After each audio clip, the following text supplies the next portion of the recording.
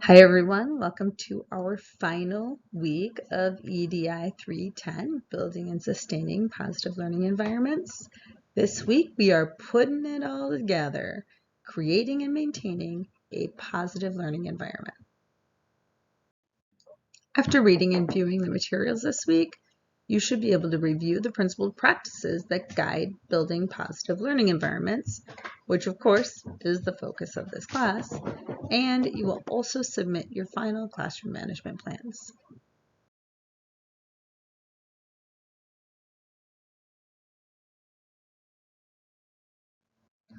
The reading for this week is Milner and Tenor, 2010. This reading is located on Blackboard, and there's also a video called Reality Pedagogy, and that's by Chris Emden. It's a TEDx talk at Columbia Teacher College. It's a little over 15 minutes. Those of you who read For White Folks Who Teach in the Hood will probably recognize this name because Chris Emden is the author of that book. The before you read slide this week looks a little bit different than previous weeks. I'm going to ask you to complete the initial reaction questionnaire, or the IRQ. This is the same form you completed, so you'll recognize it from the beginning of the semester. You will find the same set of questions as before. However, there have been a few additional questions added that get you to reflect on your learning across the semester. So, same set of rules. Please answer the IRQ thoughtfully and honestly. The extra questions provided do reflect many of the topics we discussed over the course of the semester, so it's an opportunity for you to reflect on your learning and your growth as a learner. So there's no right or wrong answers. Just go through and spend some time discussing what you've learned, and then reflecting on perhaps how your learning has shifted, or how it's evolved, how it's been reinforced by what we've done over the course of the semester. All right, so take some time now to complete the survey. Then once you do, please read Milner and Tenor 2010, and that you can find on Blackboard. I just want to spend a quick bit of time sharing that Milner and Tenor is what we call an oldie but a goodie. So again, this was written in 2010, and what they do in the article is go through some different ideas as they relate to culturally responsive classroom management. And they really get into what it looks like in different teachers' classrooms. But keep in mind, this was an empirical study, and it was written for Urban Education. It's a well-known journal in the field of education. It'll talk you through some of the historical contexts of classroom management, but it also asks, how do we put this all together, and what does it look like in actual practice in different teachers' classrooms? So I hope you can glean some ideas and make connections as you read it. Again, it's a little different kind of reading. It's more empirical rather than some of our teacher practitioner readings we've been engaging with. So please take a little bit of time to read this and make those connections.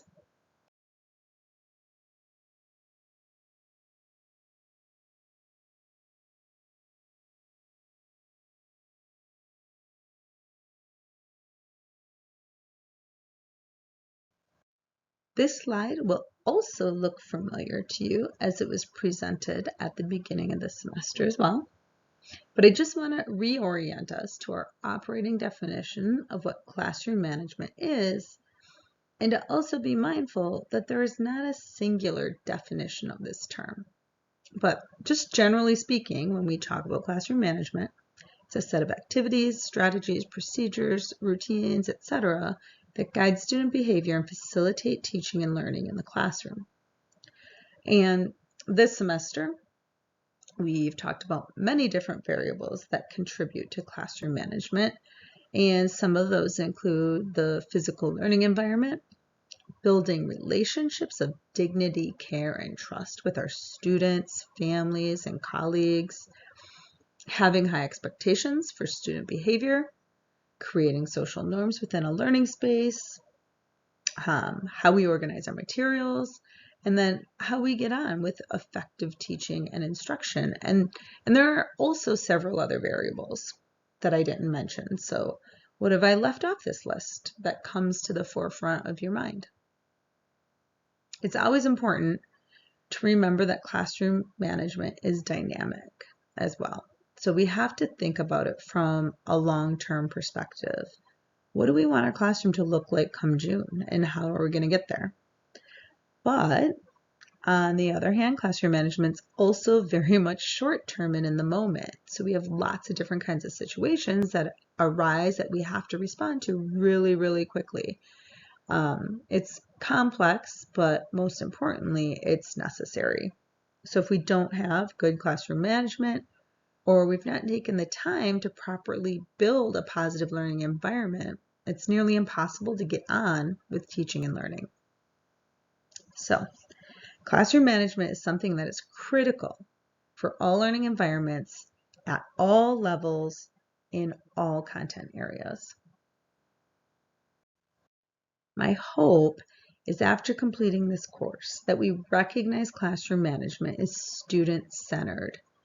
So if you kind of review this slide quickly, it highlights several aspects of what we mean by that, but really placing students at the center, understanding their perspectives, their experiences, and their experiences in the world.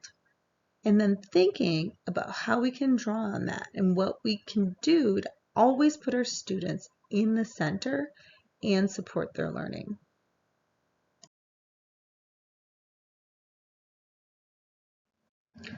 So again, the Milner and Tenor article spent a lot of time talking about the historical context of classroom management and where we currently are. It talked about culturally responsive classroom management and what that looks like. And in this course, we've spent a lot of time talking about principled practices as they relate to building positive learning environments, but I didn't necessarily address instruction, at least not directly, even though that plays a critical role in classroom management.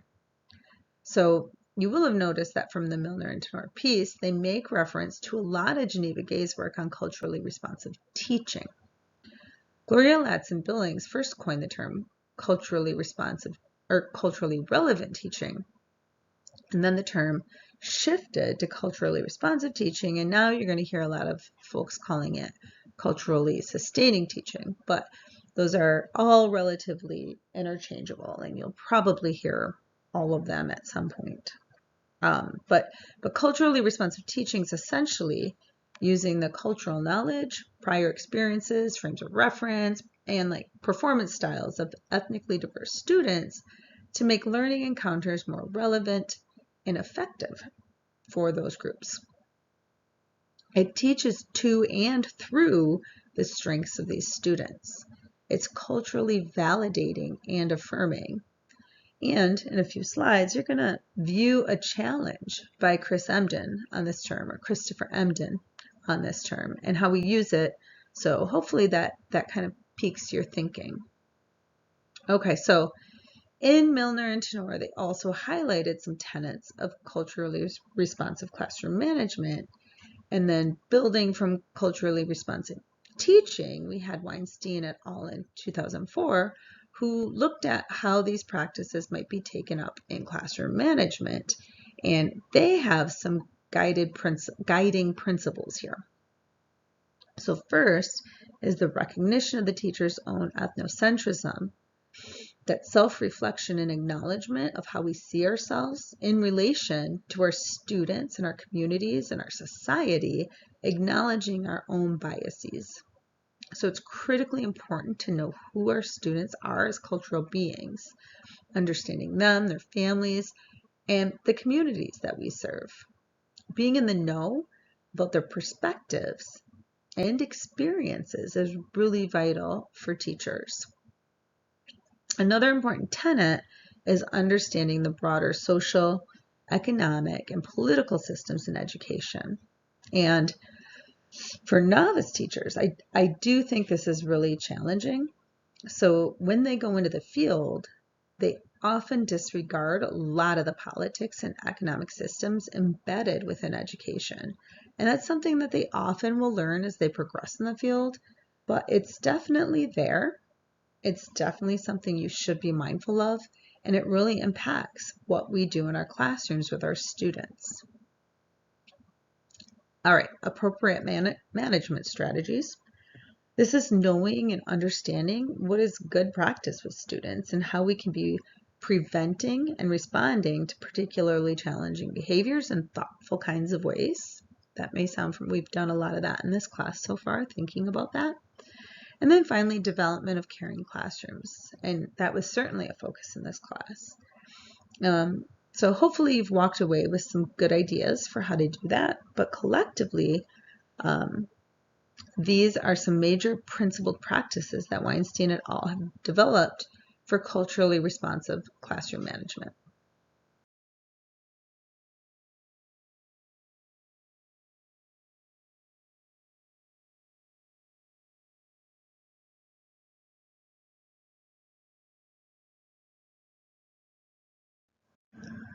So take a moment to stop and think.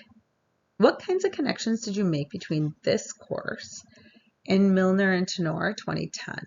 And most importantly, ask yourself, do you have a clearer understanding of what culturally responsive classroom management might look like in practice after you completed that reading? Okay, so here is the talk we've been talking about. This is Chris Emden giving a talk at TEDx Teachers College, Columbia University back in 2012. It's a little over 15 minutes, and some of you, again, might recognize the name because he was the author of For White Folks Who Teach in the Hood. So as you're listening to his talk, I want you to think about how have things changed or not changed since 2012? Because this is an older talk, and here we are now in 2023. Also, what kinds of connections did you make between Emden's talk and Milner and Tenor 2010? Because he definitely, Emden referenced very clearly the work of Geneva Gay and Gloria Ladson-Billings and culturally responsive pedagogy and the classroom management. And he's pushing for a shift in that. So what kinds of connections did you make between his talk and their work, and maybe some other things that you have learned about in other courses? And finally, what aha moment or connections did you make? Some additional key ideas that I do hope that you took from the readings, but largely from this course, is the idea that classroom management is not about controlling student behavior, but it is about creating a positive learning environment that is organized and orderly so that healthy relationships are established and sustained and optimal learning can take place. Another key idea is that when we use words or have ideas about appropriate and normal behavior, we need to understand that those are what we call cultural constructs. So again, as an educator, we always have to interrogate our personal views and biases to understand if we're truly supporting diverse learners. And what that means is that sometimes we will make judgment calls on student behavior and say, that's not normal, or that's not appropriate, etc. So in fact, that could certainly be normal and appropriate for that student and their family or their community. So across the semester, I've often said, be cautious in how we use language, and be cautious in how we make judgment calls on behavior. Really try to always stick with empirical evidence. So what have you observed? And describe what you've observed, leaving out anything that could be deemed judgmental. So what you saw, what you heard, what you said, what the student said, etc. Use that information to have conversations about behavior. And really step away from language to describe certain situations or to describe students themselves that might be deemed judgmental. Okay, finally, we must always work with a number of stakeholders. like teachers, administrators, parents, community leaders, policymakers, and teacher prep programs to ensure that equitable practices and behaviors are taking place in our classrooms. And most importantly, that students remain in the classroom versus being suspended or some other form of punitive measure that removes students from their classroom communities. And this is another slide that might look familiar to you. It's the so what slide. So what? Why is this important? Why is classroom management important? So from Everson and Emmer, they remind us that good classroom management provides a structure within which students can participate in learning activities and make progress in their development of knowledge and mastery of important skills. After reading Milner and Tenor's work, but also Milner's work from the beginning of the semester, as well as Chris Emden's work from Whitefield Teaching the Hood and Carla Shalaby's Troublemakers, I think we can clearly begin to see that good classroom management can also help to disrupt inequities that currently exist in our educational system. And that's something that you as a practicing teacher have the autonomy and agency to make these little decisions about how you interact with your students every single day. And that work is going to help disrupt these inequities. I hope that in reflecting on this semester and putting it all together, you come back to how we started the course with the spotlight on restorative justice practices, as well as social emotional learning and development. So this slide just has some images of some of those guiding principles and key terms as you think about how you're going to move forward in your career and how you're going to move forward to build positive learning environments for your students. Again, there are lots of tiny moves that accumulate over time and create a culture in your classroom that really do make a big difference for students. Over the course of the semester, we've explored principled practices that are relevant and applicable to all classroom contexts. We've also explored core teaching practices, and specifically we've looked at how to implement norms and routines for classroom discourse and work, specifying and reinforcing productive student behavior, implementing organizational routines, setting up and managing small group work, developing respectful relationships with students and their families, and talking about students with families. So again, core practices or high leverage practices are key practices that you should know how to do and engage with in classrooms. This will certainly help you as you move forward in your career. And I also want to turn your attention to this link. This is an article that's relatively hot off the press. It's a piece that Dr. Fredericks, who is the course lead and the person who led the development of this course at Grand Valley. So Dr. Fredericks wrote this piece with her colleagues from several universities, University of Maryland, University of Massachusetts, and American University. So I do encourage you to read about the research they did with pre-service teachers at the University of Maryland. And the title is Humanizing Classroom Management as a Core Practice for Teachers of Multilingual Students. And I want to end here with a call to educators. And this call came from Milner et al. 2019, and this was actually the concluding chapter of his book called These Kids Are Out of Control. And you all have read a couple of chapters from this book this semester, but Milner and his colleagues put out a call to educators to fight for and with every student you interact with every single day. Students, regardless of their race, gender, sexual orientation, zip code, language, or religious affiliation or not, deserve educators who expect the very best for them while they are concurrently co-constructing learning environments that are fair and equitable and that help students realize and reach their full capacity to live and learn. And so that's a call I wanted to share with you because you're in the field, You're doing the work, and we need you to respond to this urgent call.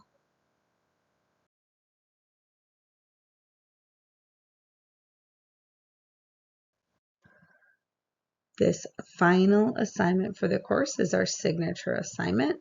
It's the classroom management plan, the culminating assignment for this course. And over the course of the semester, you've created this plan to tell me about how you envision setting up, organizing, and running your future classroom. So I want you to be mindful that this is a plan. So it doesn't mean you're going to follow it exactly word for word, but certainly this should reflect your thoughts and ideas for how you want to do things. And again, you're just laying it out for others to see and view. This is not only going to be helpful for this class because it's required, but it's something potential employers might want to see as part of your portfolio as well. I also want you to remember that this is a living document. So as you move to other contexts, teaching contexts, you're going to be working with a new set of students, a new mentor teacher, colleagues, and you're likely going to be in a new school or a new district. So policies and practices could be quite different than what you've experienced so far. And then, of course, you're going to gain new insight, new ideas in every context you experience. So again, just think of this classroom management plan as something that grows with you and your experiences. So keep adding to that however you see fit. All right, so for this class, the link to your classroom management plan should already be uploaded to the CMP check-in assignments. So I should already have access to it. If the link didn't work before, or you didn't provide access to all the different things that you embedded in your classroom management plan, especially if they're part of like in Google Drive, you need to make sure you change the permissions so I am able to get to them. There's a really quick turnaround time on this. So if I send a request to see a document and you don't see that request and give me access to it before I submit grades, you lose the points for it. So instead of having to go through that back and forth, just make sure you have given this to somebody else. They check everything. Somebody that does not have a Grand Valley email address, or not a student anyway. Anyway, make sure everything is linked properly so we do not have to go through all that runaround. Again, super quick turnaround on this. That said, I've really gone through your most of your classroom management plans relatively thoroughly and made some notes where I might need to go back and recheck, especially if I've given you some feedback in the past. But other than that, what I'm going to do on this last go through is just look at your pages next to the rubric. So remember there's a rubric for this, and that rubric is used to score, and it's linked to Blackboard. So you will see exactly what criteria scoring you got, or what score you got for each criteria right on Blackboard. But because there's such a tight turnaround, there's likely not going to be other feedback. So I'm not going to be leaving extensive feedback on each classroom management plan. I just don't have time to do that.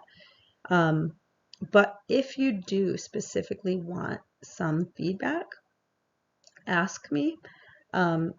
You're thinking about an idea or whatever else because you really want to use this as part of your portfolio and you want some extra feedback, I'm happy to do that. I'm just not going to be able to do that for everyone's. The other case you might see some extensive feedback is if I see some kind of issue with the content or quality of the plan.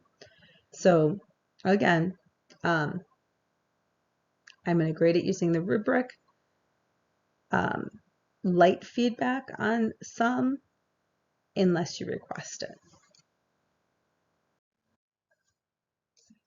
Okay, so this is our final looking ahead, and so I just kind of want to wrap up this semester.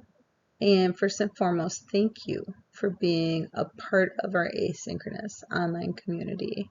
I know this has been a challenging semester for many of us, and in many different kinds of ways. So I appreciate the care and attention that you all put into this course and into your work.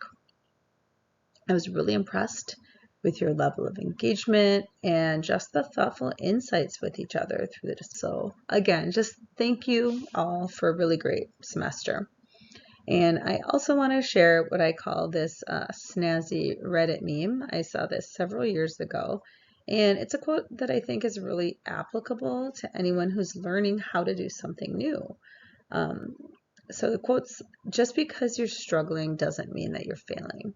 And that really resonates with me because a lot of times we go into things and it feels like we're not doing it properly, or it's difficult or challenging, and it sometimes just makes us feel like we're failing. And it's just sometimes so overwhelming. It doesn't really feel like we're learning or growing, and that's really uncomfortable for us.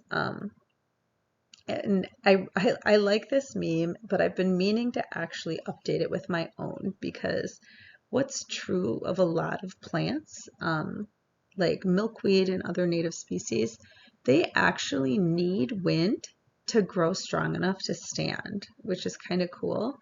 And I'm not saying that everyone needs to go through crazy hardships to be a good teacher, but having those times when you really do feel like it's a never-ending struggle, I promise you do get stronger. You are learning, even if it doesn't feel like it, and suddenly you just are stronger, and it's almost as if you didn't even realize it happened. I look back at my first year and how many days I wanted to just go home and not come back.